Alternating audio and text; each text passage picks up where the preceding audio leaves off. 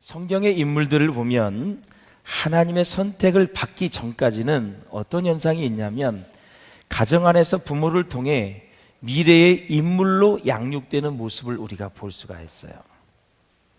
그러니까 한나의 아들 사무엘도 마찬가지고 많은 인물들이 하나님이 부르시기 전까지 부모님의 신앙교육이 참 중요하다는 것을 알 수가 있어요.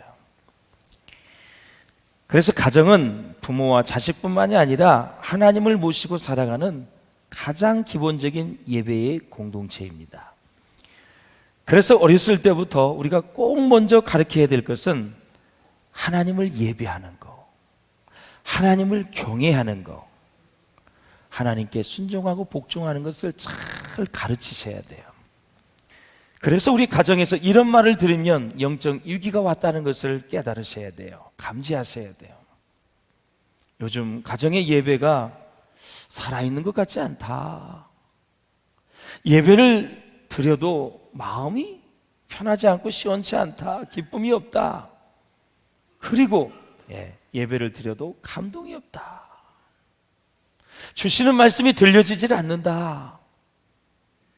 주님을 향한 뜨거운 마음과 예배를 향한 설레이는 마음이 지금 없다. 주일이니까 그냥 와서 예배를 드렸다. 금요일, 토요일 전부터 막 마음이 설레야 되는 거예요. 주일을 기다리면서. 그 감동이 사라졌다면, 그 기쁨이 사라졌다면 지금 빨리 우리의 영적 상태를 돌아봐야 돼요.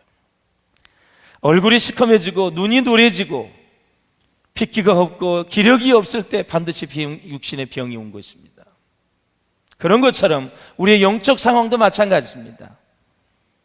이 무더운 여름에 모든 곡식과 벼들이 잘 자라가고 있습니다. 여름에는 막 성장하는 단계입니다. 가을에는 열매를 맺고 겨울에는 안식을 누리는 것입니다. 그런 것처럼 이 여름에 우리의 다음 세대들 수련회와 여름 성경학교를 한번 생각해 보았으면 좋겠다. 그런 생각이 들어져요. 우리의 예배의 위기는 가정의 영적 위기로 이어지게 돼 있고 영적인 위기는 삶의 위기로 연결이 되어져요. 그리고 삶의 위기는 우리의 인생을 완전히 망가지게 할 수밖에 없다라는 거예요. 살아있는 사람이라고 해서 다 살아있나요? 살아있지만 실상은 죽은 자라고 로마서 얘기한 것처럼 영이 살아있어야 되죠. 우리의 영이 소생해야 되죠. 우리의 영이 하나님을 바라보고 하나님만 의지하는 그런 마음이 가득 채워져 있어야 되지 않습니까? 하나님의 나라만 생각하면서 막 꿈과 비전으로 막 가득 차 있어야 되고 우리 주의 백성들만 생각해 모아도 막 가슴이 벌떡벌떡 뛰는 그런 마음이 돼 있어야 되죠. 야, 여름이구나. 이제 우리 여름 성경학교 여름 모든 학생의 청년의 수련회, 야, 우리 작년의 모든 수련회, 야, 너무너무 좋다. 성장하는 계기로 삼아야지. 이런 마음으로 가득 차야 돼요. 성경을 보면 두 종류의 신학적인 흐름을 우리에게 제시하고 있는데 특별히 자녀 교육과 다음 세대에 대해서 한번 생각해 보았으면 좋겠어요. 하나는 부모의 주도로 이루어지는 가정의 신앙의 흐름이 있습니다. 부모의 주도. 부모가 모든 신앙을 주도하고 그것이 자녀들에게 흘러가는 것입니다. 얘들아, 예배는 잘 드렸니? 예배는 뜰 때 자세 좋아야 돼. 혹시 너 무슨 맡은 사명이 있니? 사역이 있니? 좀 잘 감당하고 있지? 힘든 일은 없어? 직장은 별일 없고 하나님 제일 우선순위로 살아야 된다. 무엇을 결정하기 전에 먼저 기도해야 된다. 그것이 주님이 기뻐하시는지 아닌지 생각해야 된다 하면서 부모가 계속 자녀들을 챙겨주는 사람들, 부모 주도로. 이건 절실하게 필요한 거예요. 이건 신앙이 있는 사람에게도 필요한 거예요. 저 목사님은 누가 하나 기도 안 해줘도, 누가 하나 위로의 말을 안 해줘도 알아서 잘할 목사님이야. 아니에요. 다 목사님도 사랑받고 사는 거고 위로받고 사는 거고 다 격려받고 사는 거예요. 저는 아무것도 아니에요. 여러분이 위로해 줘야 살 수 있어요. 여러분이 기도해 주셔야, 사랑해 주셔야 목회 잘할 수 있어요. 여러분이 기도해 주지 않으면 아무것도 아닌 거예요. 아무것도 아닌 거예요. 부모가 자녀들의 신앙을 잘 챙기셔야 돼요. 또 하나는 하나님께서 선택하신 사람을 통한 교회의 신앙 흐름입니다. 어떤 가정은 부모가 주도하고 자녀들도 열심이고 세상에 가정이 있어요. 어떤 가정은 부모가 형편없어. 근데 자녀가 또 챙기는 가정이 또 있어. 엄마 아빠 이제는 좀 다니셔야지요. 신앙 회복해야지요. 자녀가 열심히야 부모가 못 따라가는 가정이 있어. 어느 가정은 부모도 안 돼, 자녀도 안 돼, 아무 관심이 없어. 소망이 없는 겁니다. 우리가 공부 잘해서 좋은 학교 가고 좋은 대학 나오고 좋은 취직해서 연봉이 높고 얼마나 좋아요. 그런데 하나님 없이 그렇게 하면 그게 무슨 의미가 있어? 하나님 없이 부자 되는 게 무슨 의미가 있냐고. 하나님 없이 많이 배워서 매일 걱정 근심하는 사는 인생이 무슨 의미가 있어요? 키에르케고르가 그랬어요. 이 시대는 천재가 필요한 것이 아니라 하나님의 말씀에 순종하는 자들이 필요하다. 그랬어요. 많이 배운 사람이 필요한 게 아니에요. 하나님의 말씀으로 거듭나고 변화되어져서 이 세상을 복음으로 비출 그런 사람들, 세상을 변화시킬 수 있는 사람들, 세상을 새롭게 할 수 있는 사람들이 필요하다고요, 여러분. 그런 사람이 필요해요. 우리 자녀들, 자나깨나 자녀들 신앙을 어떻게 할지 늘 마음속에 있어야 돼. 이래 살아도 저래 살아도 죽어요. 한 번 죽는 것은 사람에게 정하신 것이요 그 후에는 심판이 있으리니 말씀. 죽은 후의 세계가 천국과 지옥이 있다고요. 그걸 준비하고 살 수 있도록 우리가 교육하고 훈련을 하셔야죠. 최고의 축복은 한 번도 변함없이 하나님 앞에 평생을 쓰임받는 게 최고의 축복이에요. 단 1초도 여러분 낭비 없이 하나님 앞에 쓰임받다 가는 게 최고의 축복입니다. 마음을 방황하지 않기를 바랍니다. 믿음이 흔들리지 않기를 주의 이름으로 축원합니다. 흔들리지 마세요. 하나님이 다 우리 인생의 답을 다 갖고 계세요. 자녀의 문제 너무 걱정하지 마세요. 지금부터 한번 기도해 보세요. 지금부터 한번 하나님을 의지하면서 그 자녀를 주님께 한번 좀 패스해 보시고 주님께 좀 맡겨 드려 보세요. 내가 하려고 하지 말고.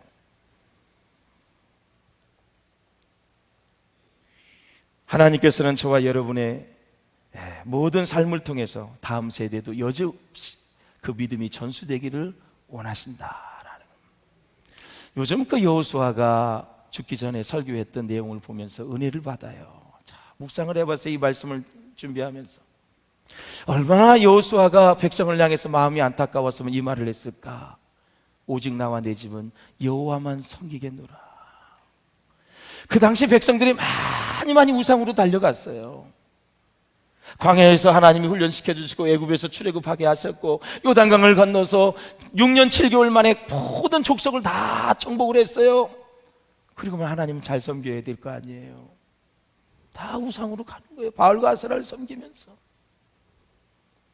죽기 직전에 여호수아의 마음이 얼마나 안타까웠을까. 막 설교를 해요. 무슨 설교?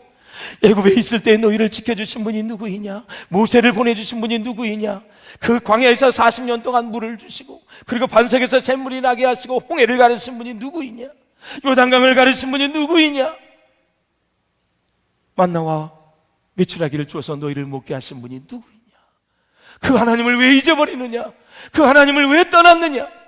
나는 지금 때가 되어 이제 하나님 나라로 가지만 신앙생활 잘하고 하나님 잘 섬기라고 마지막에 오직 나와 내 집은 여호와만 섬기겠노라. 자손들에게 유언을 한 거예요. 백성들에게 설교를 한 거예요. 설교를 한 거예요. 사랑하는 여러분, 그렇게 권력을 자랑했던 아벨하는 사람도 총 2발 맞더니 결국 심정지로 깨어나질 못해서 세상을 떠났습니다. 싸늘한 시신이 됐습니다. 이렇게 연약한 거예요. 이렇게 너무 우리 인생이 연약한 거예요.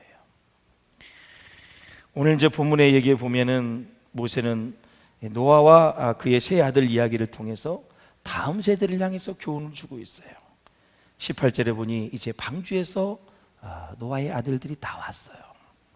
40일 동안 윗샘 아랫샘이 터져서 물바다가 됐어요. 전 세계가. 예.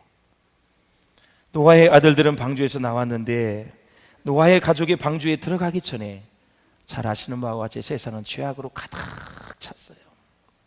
가득 찼어요. 가나안 땅이 죄악이 가득하니까 하나님께서 가나안 땅에 살던 7 족속으로 몰아내고 이스라엘 백성을 들여밀었어요. 노아의 시대에 죄악이 관영하고 꽉 찼다. 이 꽉 찼다는 히브리어는 뭐냐면 이 컵에 물이 가득 차면 넘치는 것처럼 더 이상 이제 빈 여백이 없어요. 하나님 보시기에 꽉 죄악이 꽉 찬 거예요. 그래서 가나안 땅에 있는 족속을 다 내몰아냈어요.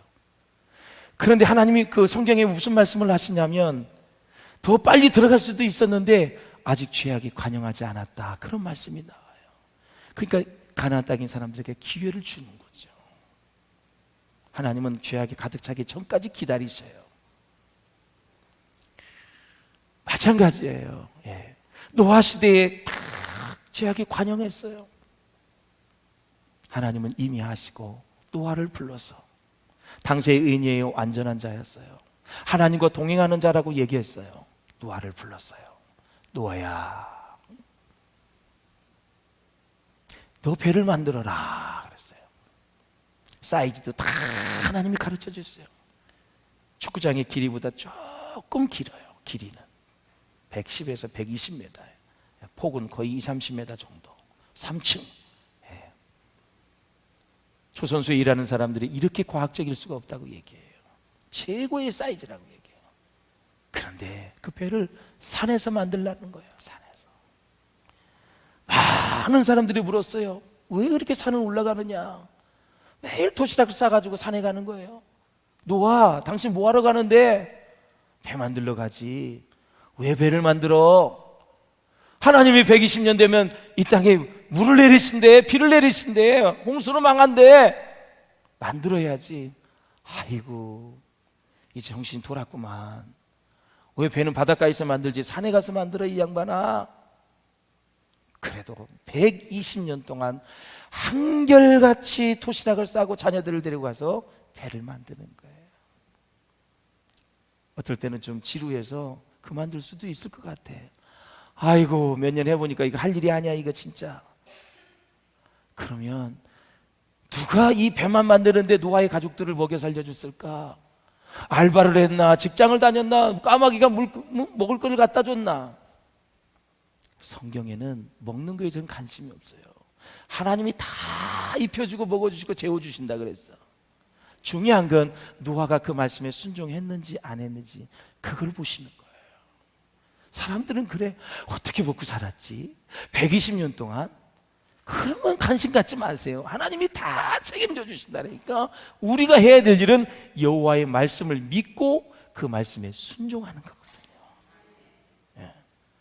그거를 120년이 다 다가왔어. 그래도 조롱을 해.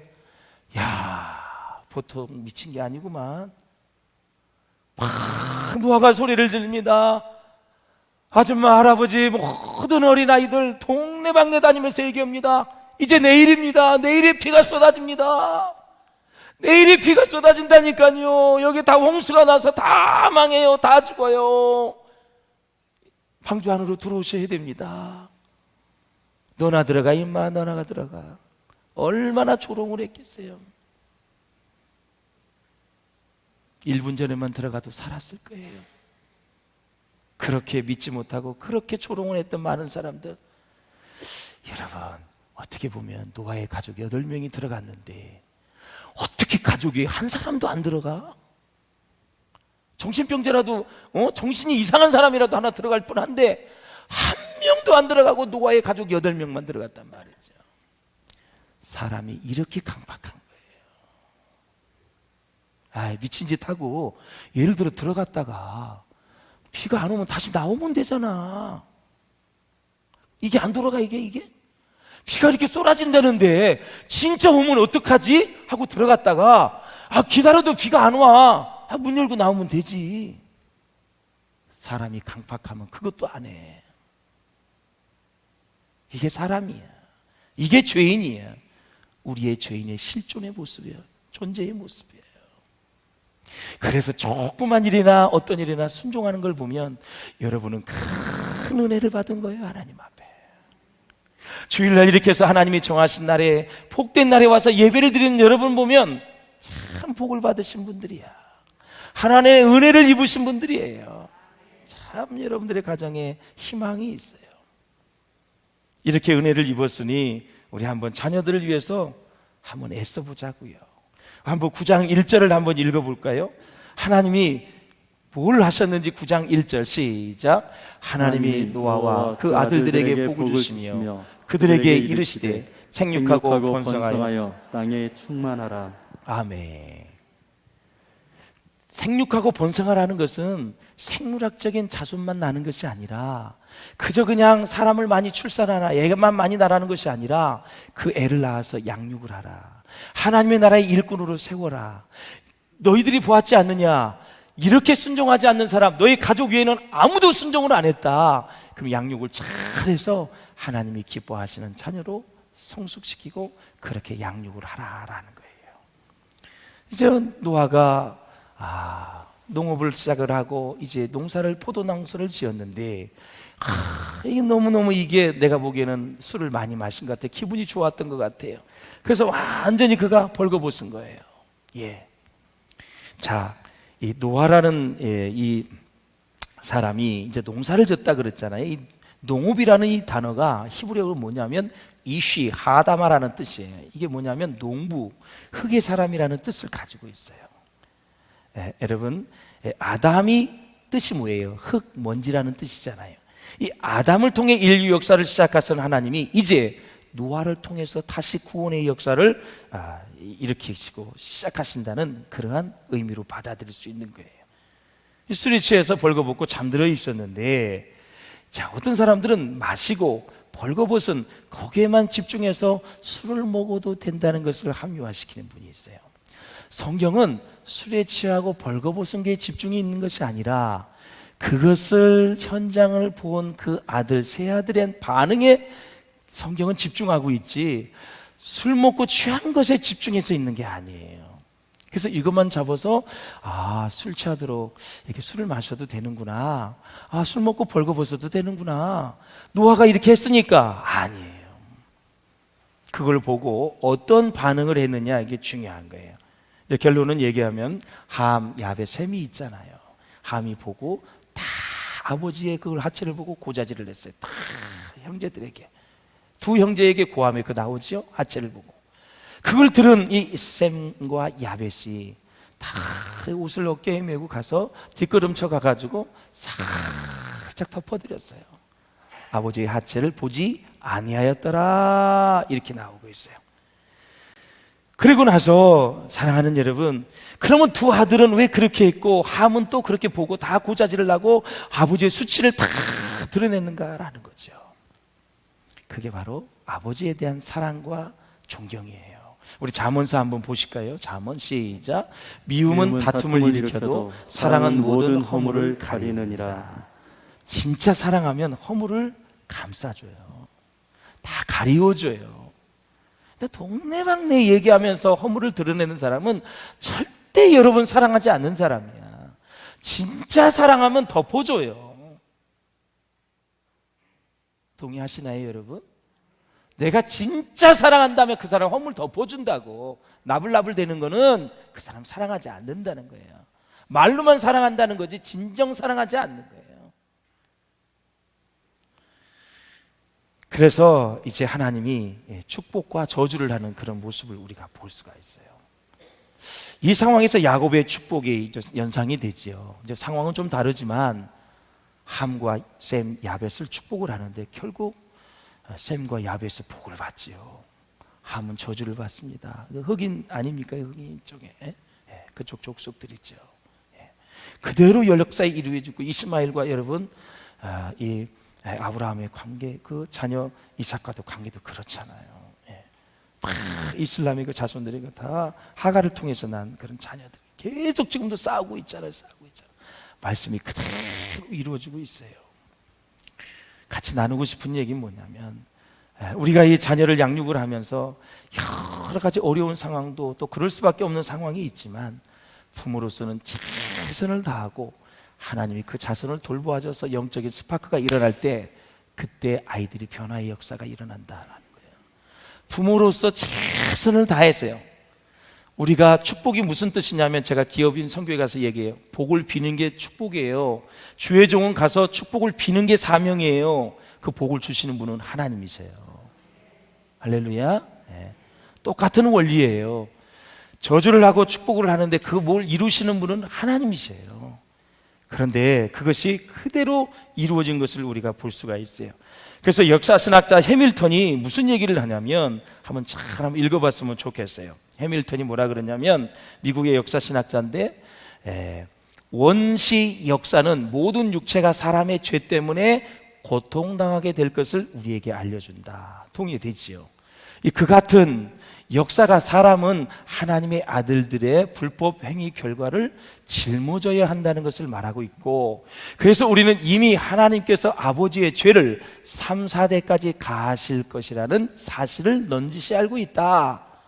가나안의 아버지는 시큼한 포도를 먹었고 함이죠.